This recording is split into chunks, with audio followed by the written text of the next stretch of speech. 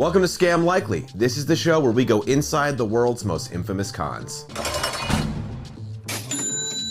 I'm your host, Alex Getlin. In this episode, we're learning about Emmanuel Nwoud, the Nigerian scammer who sold a fake airport for $242 million. Nwoud doesn't fit the mold of what you probably imagine as your typical Nigerian scammer, sending out sketchy emails from some shady internet cafe. In fact, before he was conducting cons, Nwoud was the director of the Union Bank of Nigeria, insight that would prove essential for him to pull off the third largest bank fraud in history. Dollar bills, y'all. In 1995, Nwoud pretended to be Paul Agwuma, who at the time was the governor of the Central Bank of Nigeria. While acting as Agwuma, Nwoud contacted Nelson Sakaguchi, who was the director of a Brazilian bank. Okay, well, that's fraud, and you're a criminal. He told Sakaguchi about plans to build a new airport, and if the bank invested a measly $242 million, Sakaguchi would personally receive a $10 million commission. Sakaguchi agreed because who doesn't love $10 million? Show me the money! Fast forward to 1997, and during an acquisition of the Brazilian bank, they realized that nearly 40% of the bank's capital was just sitting, unmonitored, in the Cayman Islands. You know, the islands where literally every criminal on earth hides their money. That's suspicious. This, of course, sent alarm bells ringing, but by this time, Nwoud was long gone.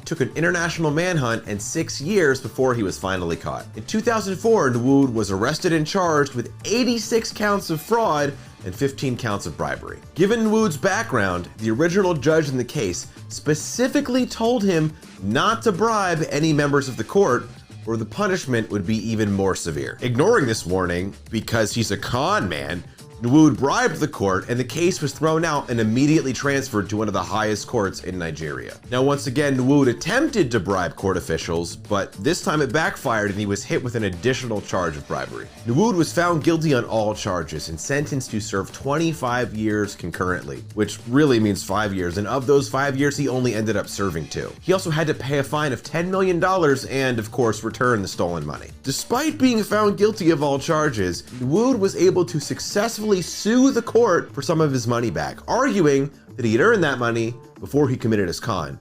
And he successfully won back $167 million. He won back $167 million.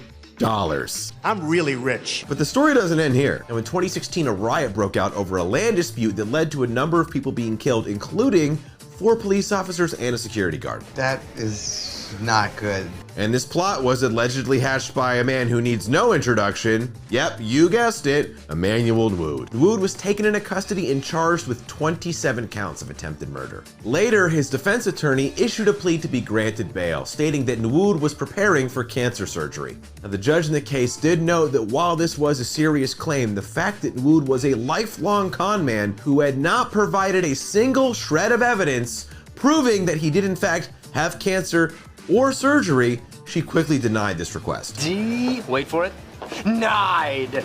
Today, there are no further developments in the murder case, despite the fact that he's supposedly been awaiting trial since 2018. But let's be honest, it's entirely possible he bribed his way out of trouble yet again, is currently in hiding, planning out his next con. That's Emmanuel Nwoud. I'm Alex Getlin, and this is Scam Likely.